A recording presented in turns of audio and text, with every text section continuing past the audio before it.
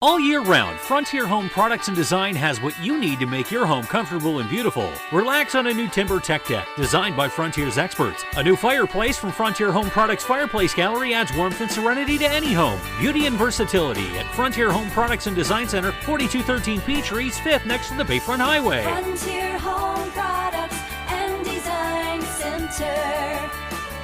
Discover a new frontier. PA contractor number PA039007. Get paid to drive. Start a new career behind the wheel at the EMTA. If you are looking for a high-paying and rewarding career with full benefits and paid training, stop by or apply online today with the EMTA. Plus, EMTA riders can now enjoy free Wi-Fi on new, clean, and environmentally friendly buses to travel all over Erie County. Visit ridethee.com for more information. Get on board EMTA. Get on board EMTA. Get on board. Welcome to TalkErie.com's Joel Natale Show, Erie, Pennsylvania's daily podcast. Every day, we tackle the biggest issues that the Erie, PA region faces. Stay informed and involved as we advance the narrative of Erie. Now, here's Joel Natale. Everybody's talking about artificial intelligence, AI. But what if it could be a source not only for good, but really for care? And that's what we're going to talk about here on this program. We've got with us here Bob Barber. He is a senior vice president at Barber National Institute. Great to see you again, Bob. How are you? Good, Joel. How are you? And our frequent guest on heavy rotation here, Matthew Wachter. Pull that mic close, brother. And he is from Carnegie Foundry. He's the chief financial officer and general counsel. Good to see you, Matt. Thanks so much for having me. You got it. All right. So we're talking about using AI for caregiving, and it's this new project called THRYVE Labs. And so let's get to the basis of this first. Talk about the felt need. Both of you guys weigh in on, okay, we got this issue, we got this problem, we got this challenge that we want to solve. Or is it, hey, we're doing this thing, but maybe there's a better way to, to build a mousetrap, and it might be using AI. How does the conversation start, I guess? Well, the conversation, you got to back up a few steps. So I'm with a group called Carnegie Foundry. We're what's called a venture studio. So we're in a very fortunate position. We take the very best of AI and robotics from Carnegie Mellon University, a group there called the National Robotics Engineering Center. So it's an applied development arm of the university. They've got about 150 engineers. These are hands-on people. They are building things for the DoD industry, really cutting-edge stuff. No teaching professors, no white papers, no students. This is hands-on development. Wow. But we're in the spot at Carnegie Foundry to take the very best of that and think, how do we get this to market? How do we commercialize this? How do we find applications for it? And it's funny that the people that I work with have been at this so long that they called it machine learning. But now it's AI. That's the buzzword. But we were able to take that and some really fundamental tech and think, what's the application here? What can we do with this? And fortunately, because of a relationship with Bob and B&I, we found a really good first use case as we try to take some of this fundamental tech to market. All right. So again, from your side at the Barber National Institute, again, you're working with these folks, literally hundreds of folks that need care. And what is the objective that you're trying to achieve? Sure. Well, yeah. So I'll tell you how the Barber National Institute kind of fits into this scheme and why we're so excited about this partnership. Always sort of as a philosophy at the Barber National Institute, and it was Dr. Barber who really drove this philosophy when she was the CEO over at the Barber National Institute. We want to be on the cutting edge of technology within our industry. One of the things that it's happening around us is the ubiquity of AI and AI technologies. It's being inserted in all kinds of different places. Hospital systems are using it. Financial systems are using it. And so certainly we were interested in looking at how can we leverage AI technology to help the individuals that we currently serve and individuals that we will serve in the future to gain the greatest amount of independence, to be able to age gracefully in place. And then the other piece of this, which I think is really cool, is that I see this technology as sort of a supplement to help those direct support professionals who are working within our group homes and in people's private homes to better serve the people that they're serving. And so sort of how we got involved is Matt and I met for lunch. There was no game plan for the lunch. We just are friends and wanted to have lunch. And he started telling me about this technology that they were building to help older Americans age in their homes. And I thought, as he began to describe the technology, I thought, well, you know, Matt, this has a perfect application to the ID and autism community, because not only are we an aging population, but we're always looking for ways to increase the individual's independence. And so I think that this is a tremendous opportunity for us to be at the forefront, to innovate within the space. There's not anything out there that we're aware of that's being used in the ID and autism space that is similar to this. And so, yeah, it's just a very exciting opportunity, and we're excited to be a part of it. We're talking, you know, when you talk about like Carnegie Foundry and your mission of using AI and the robotics and the sensors, do all of those come to play in this THRYVE Labs function right now, or are you kind of starting with like the AI and the kind of analysis piece of this, the data piece? Sure. So THRYVE Labs is a group that the Venture Studio started. And Okay. what we did is we took this fundamental tech, and it's a series of sensors. I don't want to call them cameras, but it's ability to accumulate data within a defined space. So there's no, pictures of individuals being taken or anything like that. It's literally all math. So there's an analysis done within a room or within a home, and it looks at the individuals in the home, and it can identify who they are and really sort of develop what are their daily patterns, right? What's their activity? What's their life like? And it creates its own AI LLM model for a home. But what does that mean? Think of it like a ChatGPT for the home. Okay, But it's not a ChatGPT skin, it's its actual model. But what it does is it says, hey, let's take a look. What did Dad do today? How was his day? Did he take his medication? Is his gait changing? Did he actually drink a glass of water today? Did he have a good day or a bad day? Has he gotten up and moved around the house? Has he gotten up? Has he moved around the house? All of those things it can do. And it's a very user-friendly template that we developed that you're able to utilize as either a loved one or a caregiver. And the idea is to really give people peace of mind within the home. So I'm just, again, this is fascinating. So when you come in with the sensors, you say, okay, this is the home. Here's where the pill box is. Here is where the refrigerator or the sink is to get the water, right? Here's where the couch is and the TV. And you're kind of creating baselines of, okay, here's Dad on a normal day, right? Sure. And then once you get it going, you're monitoring deviancy from the norm, kind of like a... Yeah, that's exactly it. So yeah. once a baseline is established, so now the tech's smart enough that it can recognize what the devices are. So you don't have to say, hey, this is his pillbox or this is his refrigerator, right? Do you have to actually like put little sensors or anything on that? It's able to process the data that it takes in. Remember when Amazon used to give you like a scale to automatically order the dog food when the dog food got down to 2 pounds. It's a crazy thing. So I began my career in New York, and the first big transaction I got to work on was something for the New Jersey Medical Device Company, and it was the fallen I can't get up people. Oh, right? seriously? Yes. This has come so far from that. Yes. But it's absolutely instrumental. But if you look at it and you look at the data, and this is part of how we decided, this was one of the things we wanted to take to market, was there are something like 10,000 people a day who are turning age 65, right? And the need, you just look at the tables, the need for something like this. There aren't enough caregivers in society to be able to meet the need and the demand. So the hope is that this can help ease some of that burden or make the job easier for the people that are actually doing it. And that's the goal as we take this. Well, there's again, we'll talk about the BNI application here in a second, but there's so many people in those sandwich generations, right, where they're taking care of their elderly parents, yet they're raising their kids.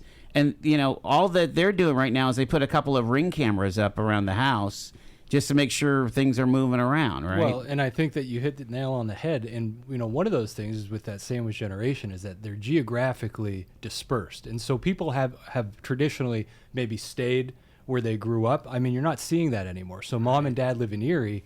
I'm working in Chicago. How do I keep communication to make sure that mom and dad are actually okay? Wow.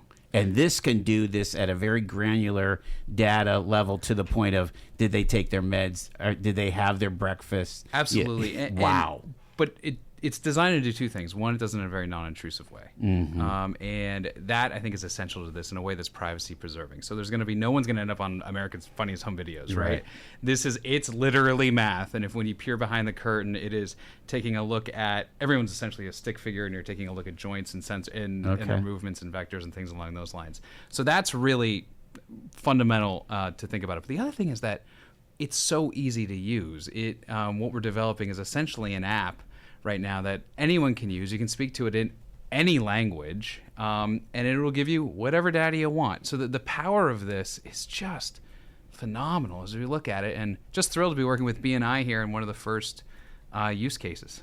All right, so Bob, what extent has this been deployed yet to your Barber folks? Still very early in the process, and so we are in the early stages of kind of teaching the technology how to be a direct support professional, and so feeding it information about what are the things that I should be seeing as the AI tech from a direct support professional, and then as it learns those things, deviations from those will be pointed out, right, and reminders will be given, and I see this as in the very early stages, just a great supplement to those direct support professionals. One of the things that is a challenge is you have 3 shifts a day. You have first, second, and third shift. Well, in those turnovers, things can get chaotic in a turnover, right? I mean, people are being transported to and from whatever they were doing during the day, whether they were at their supported employment job or their day program, coming back to the house. People are going to doctor's appointments, going home to see mom and dad, whatever could be going on. And so I look at this technology really as a great tool to be able to just type into the tool, say, how was Bobby's day so far today? Well, Bobby's done X, Y, Z. Bobby's had his meds, he brushed his teeth, he showered, got dressed. He did all the things that he's supposed to do, no behaviors, everything's great. Or it'll tell you, Bobby's had a few behaviors today, he's upset about X, Y, Z, and this is all being information that's being driven by the AI technology. Are we to the point where we can tell if someone is having a rough day by how they sound? It's not recording audio; it's more aggressive behavior. So what it would take at it, like arms moving or something. Yeah, exactly. Like that, but even with that, the beauty of this is that it's individualized. So if that behavior is someone stemming or something like that, if that's a coping mechanism for them, it'll know that over time. But it's deviations from the norm that it's going to pick out. So if an individual doesn't have that type of activity, but then they do on a certain day, hey, something's going on. We got to look at this. Maybe there's a big frustration in their life. So it's a very customizable tool, and it's something that we could launch anywhere. We've got national investors for this. There's been capital put into it. And we're doing it right here in Erie, which is great because it could be anywhere in the country. Yeah, I see that the application is so broad. I mean, the whole of America could use this, but specifically in my industry, I think that it could really be the linchpin in caregiving and quality care. How many adults are considered intellectually disabled or autistic? Because that's what we're really talking about, is trying to give independence to adults, right? We probably first and foremost, I would think. Are we in nationwide? Are we talking a couple million people? Yeah, I think you're probably talking into the millions. Absolutely. So I mean, this could be as common as Amazon Echo. I mean, it's in some regard, right? I mean, sure. So the use case is not limited to what the good work that right. I understand, but you're absolutely right. Yeah. Certainly. I mean, I have an Alexa in my house. I'm sure I just sent off Alexas all over Erie County, but we have a device like that, and it's a very sophisticated device. These are things that people are comfortable with now, and they see the utility of them, such as, like you said, Ring cameras. Yeah. I mean, it's really kind of the putting together all of these technologies that have been kind of coming up over the last 10 years, haven't they? Yeah. You know, voice recognition and so on. I love how you call it privacy first. Can you explain why that's such an important value in the development of all this? Well, certainly, because I'd never let anyone put a camera in my house and watch me all day. Right. Yeah, that's pretty creepy. Yeah. So this is really, really critical of the way that it's designed and how the way that data is processed. And that's really been taken into account here. And that's at the forefront of all of this. It's done in a privacy-preserving way. What we're looking at is mathematical vectors. It's all being analyzed in the cloud by AI. There is no human looking at a video. We don't even store video, let alone. So that's really critical to the understanding of this.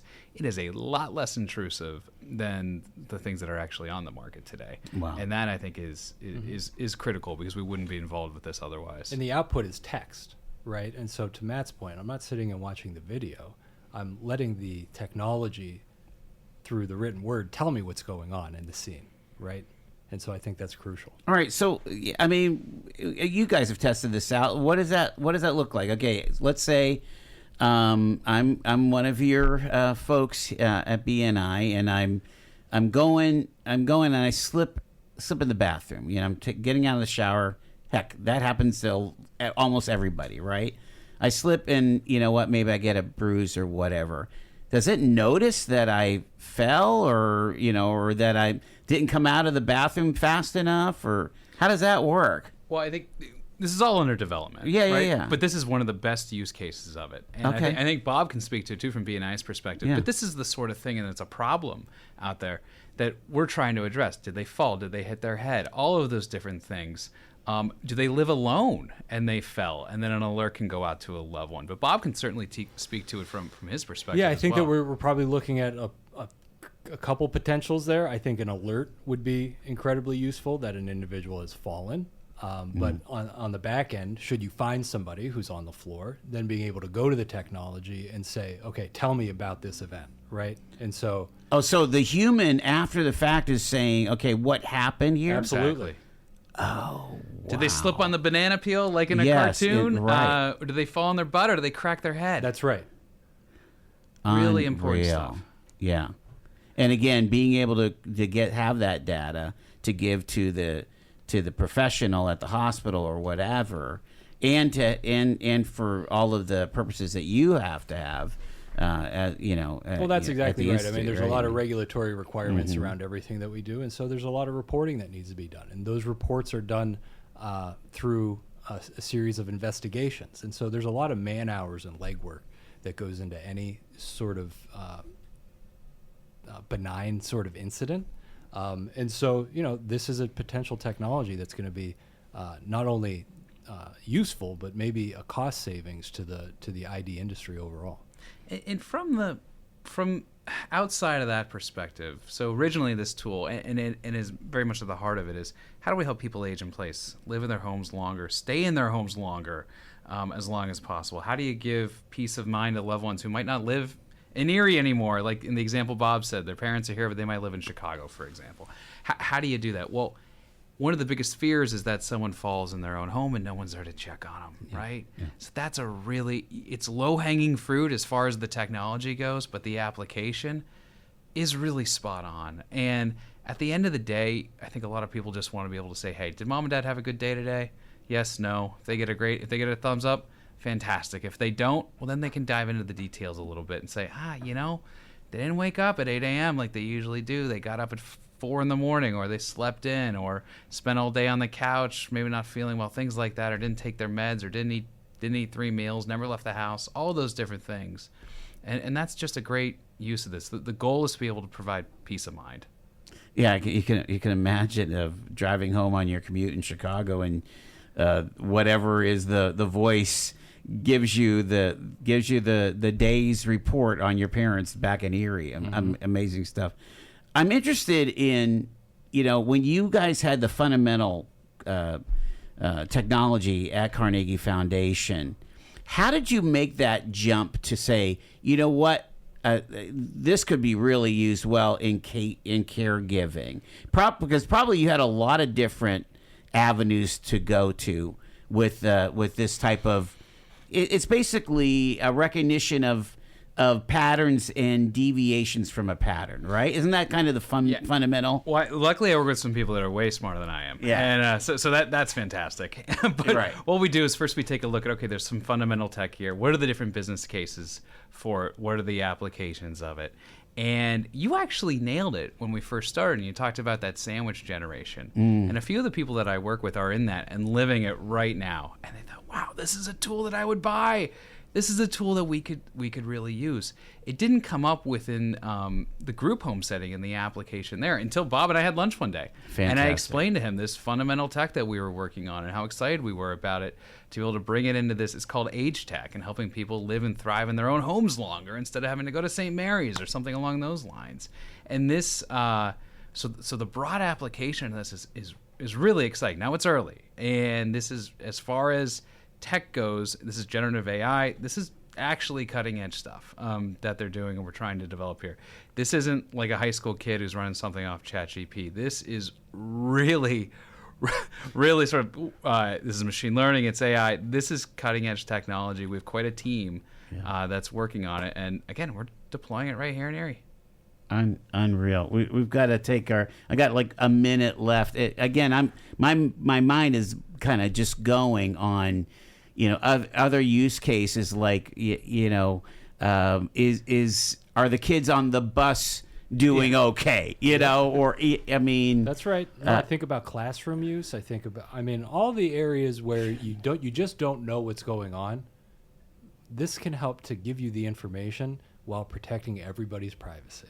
It makes you wonder if they'll come up with some kind of a smell sensor when how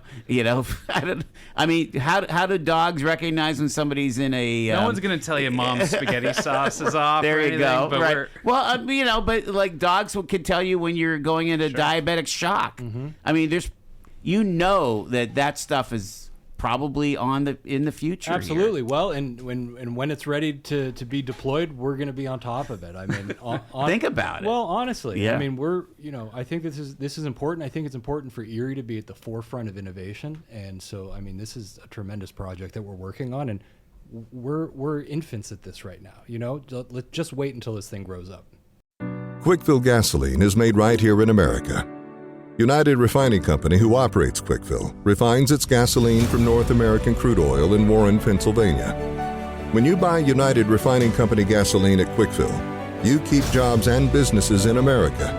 And you keep American families strong. You don't need to send your money overseas when you buy gasoline. Buy American-made gasoline at Quickfill. Quickfill, driving America.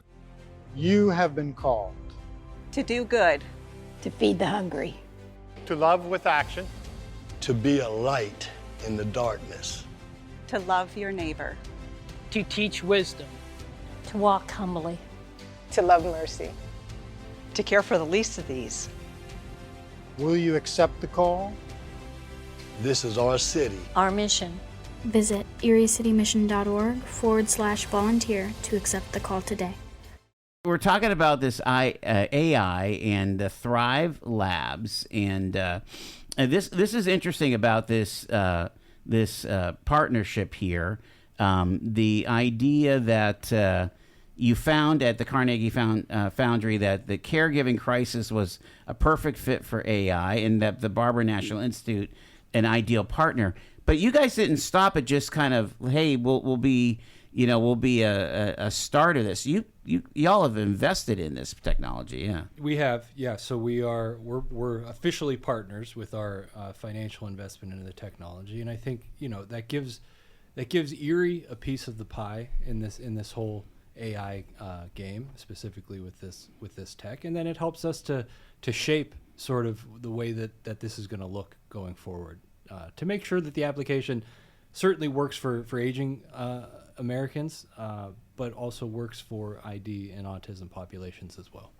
Talk about what the reality is. Maybe people, the average listener may not understand the staff challenge that folks that are in your line of work face. Mm-hmm. Yeah. So, I mean, there's just a dearth of individuals who find direct care to be their chosen career path.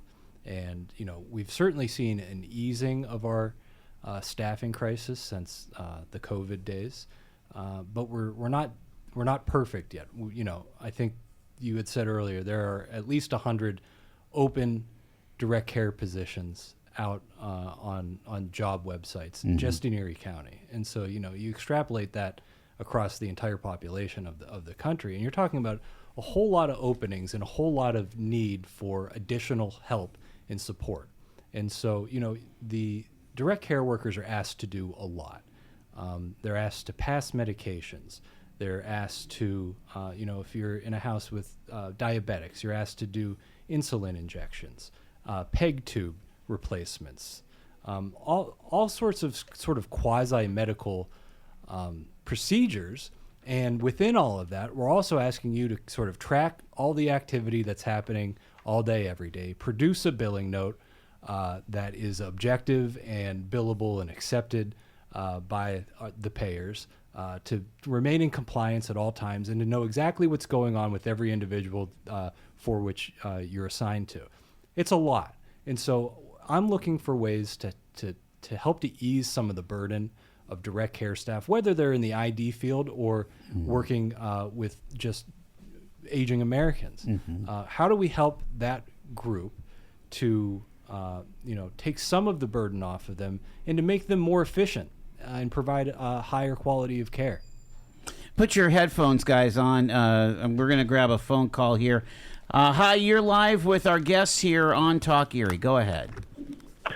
All right, so I've been hearing most of the program. I was at work, so I'm building my masterpieces for the world to enjoy, but I heard most of it. You know, it's interesting, Joel. As you know, my mother-in-law at the end of her life, it's 4 intensive months at a local, whatever you want to call it. We used to call them retirement home, elderly care center, whatever. And it is a real education. I don't know if you've ever had to go through that system, that they are stressed out, that they are having trouble with staff, that the constant care trying to monitor my mother-in-law at 90. Did she eat this morning? I mean, this whole thing is fascinating. It's really exciting, actually. But I did have another separate question, I guess, for your guests as far as AI goes. I'm assuming since you're so immersed in this world, more than most of us are so far, what's your opinion on certain degrees, certain professions? I mean, I'm hearing things about some, like even the law firms are being affected by AI now. I mean, whole businesses being maybe not wiped out, but certainly curtailed by this influx of information. And I'll leave you with this. My son is he's 39. He works for a Fortune 500 company. He was going to go back and get his MBA, and he's not sure he's going to do it now. He's really immersed himself instead in AI, and he can get statistics out to his bosses at such record-paced time because he's so good at it. He's up for promotion. Yeah. Because no need to go back to school if he's going to get that. Well, he's not saying that yet. Yeah. But he's starting to wonder if those 3 letters MBA are even worth now what they were worth 5 years ago. I'll hang up, and I know that's a little off topic, but I'm just curious. Let's let Matt weigh in on this. Matt, you are general counsel. You're a lawyer. I mean, talk about this impact. I'm sure you guys have those conversations at Carnegie. Oh my gosh, every day. And I think you're spot on. So with 2 things. One, I'll talk to your first point about being in a senior living facility, because I think it resonates with what Bob was talking about. Let me get to the second one first. Yeah. So I have a law degree, right? I'm an attorney. I also have a master's in tax law. Guess what I would not get right now? A master's in tax law. Because I spent a year reading the tax code, reading the regulations, reading every type of private letter ruling there was. You were never going to know all the answers. You just had to know where to look. That just got a lot easier. So I would be really strategic about what you're looking at now. And you're right. There's going to be lots of efficiencies, but there's going to be repercussions from this. One of the things you have to do, though, is think about it smartly. And that's what we're trying to do. And we think this is a great application, because what your caller brought up about applications within senior living facilities, and what Bob brought up, these people want to provide care to people. They don't want to fill out forms. They don't want to do the paperwork. So what we're looking at now with THRYVE is, okay, how can this tool help aid that, help people at the end of the day actually automate the reports that they need and instead of spending an hour at the end of their shift filling out paperwork, can we do this so they can then have more hands-on time with the people that they care for? And just to be like, real here, if you're in a senior living situation and you need like a lot of care, there's already sensors in your room. You have the pull string for the call box, the call button. You have a sensor on your bed. You're not allowed to go to the bathroom without support, right? So if you get up, what does it do? It buzzes and calls the nurses station. There's already monitoring going on in these rooms. I'm sure there's cameras at many of these rooms, right? I mean, this is a way to do this much more intelligently, much more efficiently, and I hope ultimately provide much better care for the people who need it. I did just want to comment on the kind of broader question about how AI is going to impact different industries going forward. When you talk about law firms or accounting firms or radio or radio, I think Matt was right. So the level of education and maybe where you're looking to be educated is probably going to change because of this, but the technology is not going to do everything itself, and it's going to be those people who are able to leverage this technology the best that are going to be the superstars in whatever industry that they're in. So let's take your caller's son, for example, right? Yeah. This isn't something to be afraid of. This is something to learn how to utilize. That's right. Think about all of the opportunities that are going to be created. People are now able to do coding that they could never do on their own. People are able to develop things that they can never develop on our own. The insights that people are able to gain. I mean, the application of knowledge. I think it goes down to, okay, does someone have a strong base, a good foundation, and be able to use these tools as opposed to being overly reliant upon them? That is critical, and there's going to be it's going to be messy, I'm certain. But if this is done correctly at sort of the macro level, I think it could lead to something really promising. It's interesting because right now the conversation about AI is, who can make the better prompt in Chat GPT, right? Can you be a superstar in creating prompts? Well, even that's going away because the AI can make its own prompts. It could tell you, hey, here's what I want you to ask me, and then I can ask myself, so what do you need me for, right? But I think the real hopeful thing is apps like this, are applications like this where we're able to use whether it's sensors or input points to make decision making so that we're advancing a strategy or a function, and that's what this seems to do. And we hope so. And we identified a really critical need for everyone. Everyone deals with this in their life, and like your caller just said, I'm thrilled that he called. This is a tool we hope that could have given him a little more peace of mind when he was dealing with that challenging situation.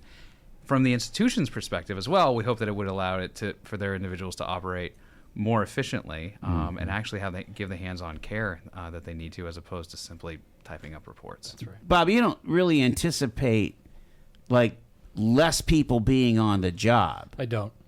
No, I really see this more as a supplement, right? It's creating the technology and then allowing those direct support professionals, those direct care workers, to leverage that technology to do their jobs more efficiently, have a higher quality of care, and have more fun with what they're doing, right? Let the computers figure out the more complicated, mundane tasks, and then we can get on with the larger daily living responsibilities. Do you think that things like, like taking your temperature, taking your blood sugar and all that stuff will eventually kind of be able to interface with a data gathering deal like this? You think? It certainly could.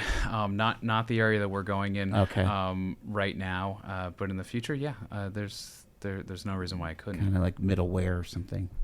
I already are. I just say that word. I don't know what it means. But I mean, there's already some amazing tech out there. I mean, there's wearable devices, things along those. Just look at what your Apple Watch can track. There's different rings that you can get that are smart. There's some pretty cutting edge tech, even just available to the consumer. Let's hit some of this some of the fears that might be out there. So, the technology. You're saying that all data stays local. What does that mean? That means that it is essentially processed in-house. So it's not being. So do you have a server somewhere? It uses the AWS cloud right Okay. now. There's other techniques that could be done, Sure. but there's a lot of edge processing that's done. But it's not being taken somewhere that could be hacked, or there's no video that's being stored, anything along those lines. It's done in a way where everyone is, we're not tracking people by their individual name along those lines. It's all done in a way that is everyone's identity is respected. It says here that it has multi-purpose person recognition, so it could tell from Matt and Bob and Janie and. Sure. So it could tell that I'm Matt and that you're Joel and that this is Bob and then Shaney. Absolutely. And it can do that within a single environment. So it could also say, hey, there's a new guy in the facility, which could be also has a lot of ramifications. Oh, my.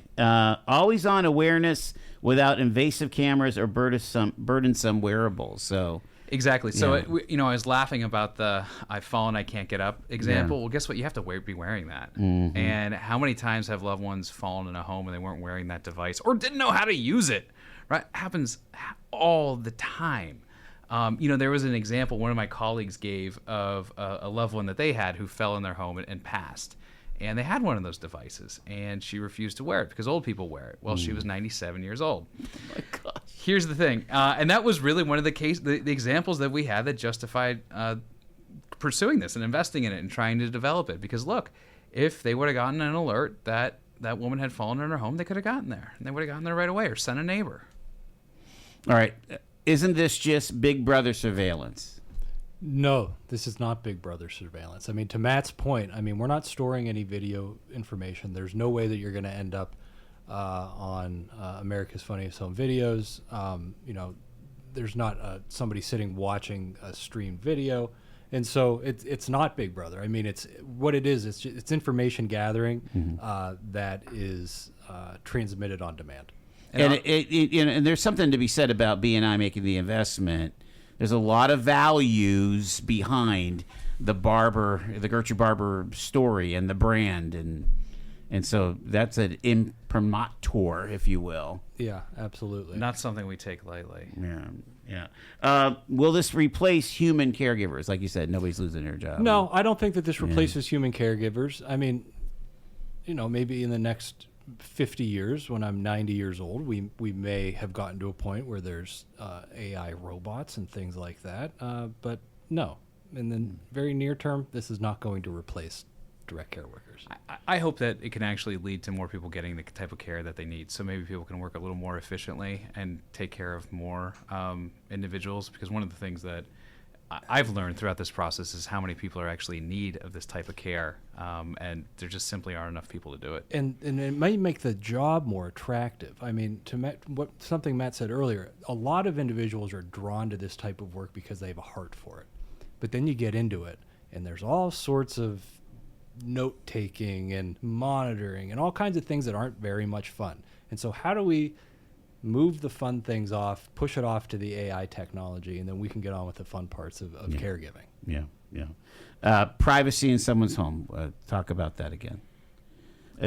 Basically that the families can choose their comfort level with this. Element, sure. Right? So there's all it's AI, right? So it's actually easy to give commands and prompts and what you want it to look at and what you don't want it to look at.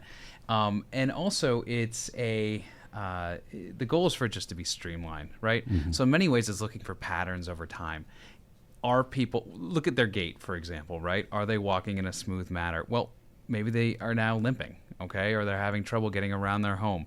It's going to then identify that and then send an alert. Hey, you should probably get to the doctor. Or someone might have to start using a cane. Or they're not using their cane and they're not using the walker. Things like that over time. It's really just looking at, it's a lot of pattern recognition and then building up a database, right? Or a data set of what are the typical activities that are occurring and is there deviation from that. And the idea of this peace of mind for families that, again, that example of the parents are in Erie, you're working in Chicago, I think that's invaluable. And that's ultimately the goal of this, is to be able to give people peace of mind. And then ultimately, if issues arise, alert them so they can be addressed. How can folks find out about this? And again, this is THRYVE Labs is happening here, and so they might want to learn more about it. Sure. Check out the website, thrivelabs.ai. It's THRYVE labs.ai. And the goal is that we'll be in market in about a year. Okay. So right now we're still in a ramp up phase. Yeah, Exactly. So we're going to ramp up, and then we're going to pilot at the Barber National Institute, make sure that the technology works, that there's usefulness to it, and then it'll be ready. I could see you guys in a booth somewhere, like in a convention center in New Orleans, talking AI, right? Well, one of the interesting things about this is that this is called Age Tech, and it's being developed out of Pittsburgh and Erie, and I think that's no secret, because Pennsylvania has one of the second oldest population out of any state in the United States, and it's one of the fastest growing segments of our population. And also, guess what? They're not interested in doing it in Silicon Valley. So we spend a lot of our time talking to venture capital funds and working with investors and developers on either of the coasts, right? So typically like Boston or in the Valley or in Silicon Valley. They're doing dating apps and things that are going to be they don't care about this. They're 23-year-old kids out of Stanford. The people that I work with, they're actually in that sandwich generation. They see the utility of this, and they see how this could help people, both themselves and their loved ones. So we're thrilled to do it, and yeah, it's coming right out of the Rust Belt. That's amazing. Matthew Wachter from the Carnegie Foundry, Bob Barber from the Barber National Institute. Gentlemen, thanks for bringing this to our attention.